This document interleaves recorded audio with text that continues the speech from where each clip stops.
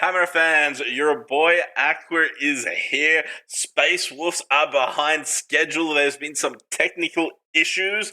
They're currently around 2.5 hours behind schedule and another 30 minutes in the works. There is a new update and some new cheeky patch notes. We're going to go over that really quick. Update version 1.330 is a game changer. Check out full list of changes. Last week, we announced a slew of changes that are making their way into the game. Space Wolves release Warhammer 40,000 Warpforge version 1.330 is here. So we take a look below at a full list of new content, feature updates, and everything that is included in this update. You can read more detailed version of many of these changes in the original update. We have already went over that, so let's move forward, boys. Due to internal issue, there will be a couple of changes in tradition that was originally announced in the studio update. Unfortunately, a technical challenge prevented us from making the missions that are being removed from the game autocomplete when the update goes live. After the update, these missions will simply disappear. So if you want to complete them before they go away, this is your chance. Oh shit, I need to do that. To compensate, the promo code that will go live to celebrate the new release will also reward players with 500 All Armies campaign points. Due to a UI issue, faction leaderboards will not be available when the update goes live. The points will be tracked in the background, so you'll be able to accurately check where you're ranking when they return in the near future. New features. Skirmish mode has become a permanently available game mode, perfect for jumping in some quick, snappy games. Skirmish rankings and leaderboards has been introduced into the game. You can now challenge friends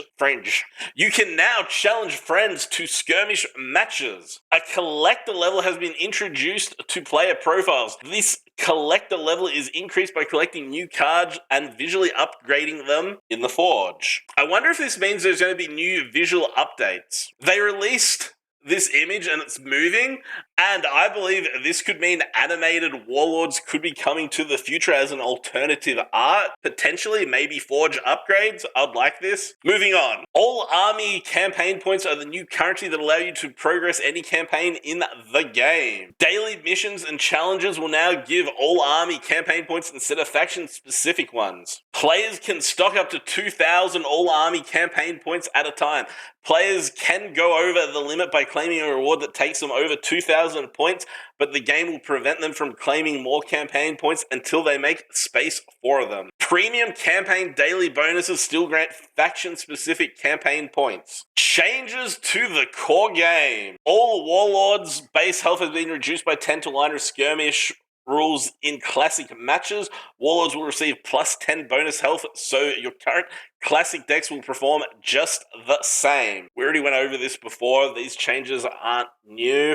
Starter decks are back. They have been redesigned as skirmish decks. The first few nodes of campaigns have also been readjusted to grant cards that work as upgrades to starter decks and to reward similar number of cards in the end. Offense cards are no longer available. Players who unlock them in the Forge will receive new Forge rewards automatically. I'm curious what these rewards are going to be. Defense cards will now be part of deck building. We've went over this before. Missions are now smarter, more streamlined, blah, blah, blah. We're not going to read all that. Practice mode no longer contributes progress towards daily mission. Draft mode will start following skirmish rules. Deck building and draft, yeah, we went over this last time. There are now draft rerolls. Players can reroll their current pack selection once for free in every draft run. Ooh. Any subsequent rerolls in the same run will have a crystal cost.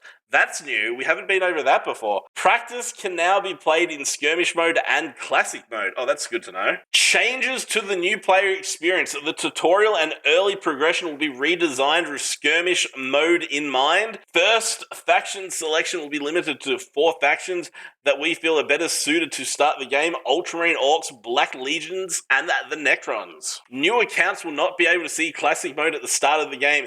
They will need to reach collector level 15 to play classic. That is such a weird choice, but it makes sense.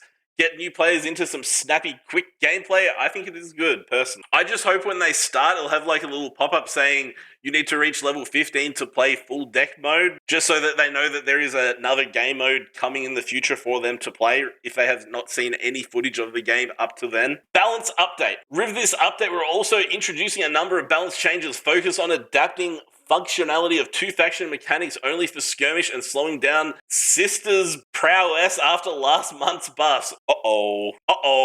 Dark Angel. The fuck, Dark Angels? No. We want to nerf Sisters, not Dark Angels. Only in skirmish mode. Oh, only in skirmish mode. Secrets will now be created upon reaching 4 secret points instead of 3. Oh, that is huge. Should that be in the main game as well? Just curious. What is your opinions on this? Classic mode, I mean. Classic. Sisters. Let's bring the cards up. Hang on. Only in skirmish mode, Prayer has been changed to do an action instead of attacking. Gain 1 faith. Gain another 1 faith at the start of your next turn unless interrupted by damage. Holy shit, that is huge. Only in skirmish mode, though. I'll bring up the cards really quick for these changes. Claiming our 400 points before the thing goes live. Okay, first change. Health buff has been rolled back from 3 to 2. Now she has a new faith ability. Her description now reads, Free faith, gain +1 health. Pray, deploy another sister. The same kind. No idea how to pronounce that. Novitiate? Yeah, no idea. Don't come hating me in the comments. You boys know I can't read. I'm just a child. I'm a baby. Where? White chick. Oh shit, what have they done to the white chick? What have they done to the white chicks? Increase faith requirement by 1. Change description to 2 faith points. Gain +1 melee, +1 range. There. 4 faith points. Gain +1 health. Okay, so just 1 increase for both of those two. Pray. Gain shield. Okay, so it's exactly the same, just the cost requirement has went up. Stats are the same. Invulnerability card. Okay, what do we got here? Increased faith requirement by 3. Change description to give invulnerability to a friendly unit this turn. 6 faith. Extend this effect to your next turn. It still says friendly unit in the patch notes, not friendly troop, so it will work exactly the same. It just costs 6 instead of 3. That is a good change.